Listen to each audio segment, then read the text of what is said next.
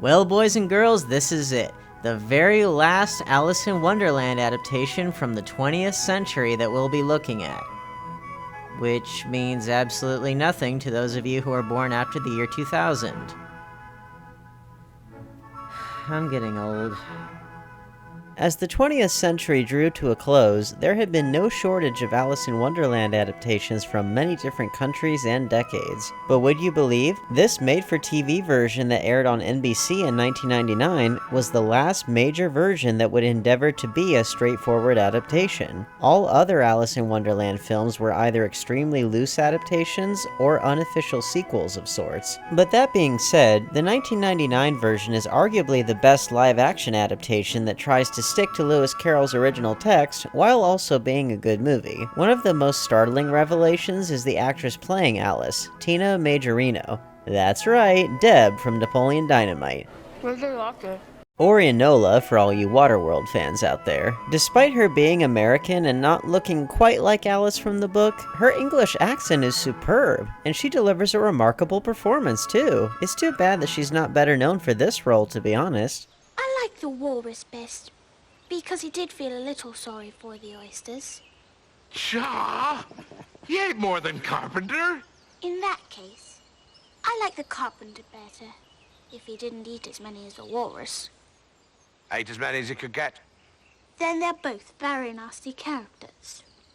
The framing device for this adaptation ties together all the disparate elements of the story in a way that's fitting for Alice's character without feeling overly plotted. In this version, Alice doesn't want to perform a song for the guests at her parents' dinner party. Thus, the characters and events of Wonderland are constructed to help Alice overcome her stage fright. This framing device works especially well with the scenes featuring the Griffin and the Mock Turtle. In most adaptations, their scenes tend to come out of nowhere, slow the movies down considerably, and leave no real impact. The animated Disney version wisely left them out, but it's why most people who haven't read the book don't remember those characters. But here, their appearance ties into the plot much more directly when they teach Alice how to sing and dance the Lobster Quadrille. This pays off at the end when Alice is finally able to perform at the dinner party without any stage fright. Okay, it's not deep or significant, but it is nice to see these characters serve more of a purpose while preserving their dialogue and mannerisms from the book. It also helps that the Mock Turtle is played ingeniously by the late great Gene Wilder. He's up there with Ringo Starr in terms of perfect casting. This movie is totally worth seeing if for no other reason than you get to see Gene Wilder dressed up as a mock turtle singing about soup. Soup of evening, beautiful soup, soup of evening, beautiful soup. Other genius casting choices include Christopher Lloyd as the White Knight, Ben Kingsley as the Caterpillar, who looks like an army major in this version for some reason, and especially Martin Short as the Mad Hatter. He's the best version of the character ever put to film. I am dead serious. He looks and acts so close to his book counterpart that he practically leaps off the page. My response to that is both profound and meaningful. Get your hair cut.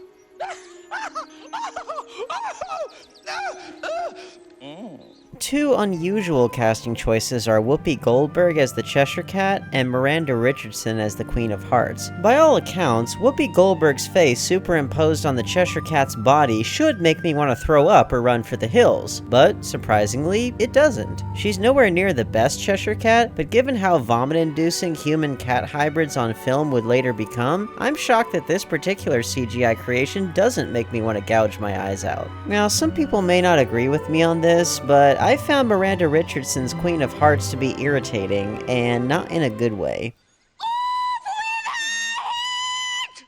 Granted, the character is supposed to be irrational and unlikable, but her intentionally shrill voice and stiff mannerisms paled in comparison to other versions I've seen. I personally prefer the Queen of Hearts when she's loud and bombastic because then she still manages to be funny. Overall, the 1999 version combines fidelity to the original text with a unique framing device and some characters from Through the Looking Glass thrown in to produce a faithful adaptation that manages to be a good movie in its own right. But it's a shame to think that this was the last major version we'd get to see that would attempt to bring Lewis Carroll's book to the screen, more or less, as it was written. As the new millennium dawned, we'd see adaptations that strayed further and further from the books, often with disastrous results. Well, boys and girls, there you have it, an entire century's worth of Alice in Wonderland adaptations under our belts. But don't fret, because we've got a whole new slew of films to look at from the 21st century.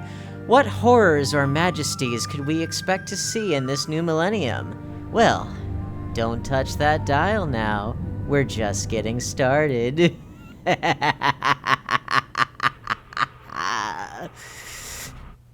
Wait, why did I say that so sinisterly? Cheshire, what's going on?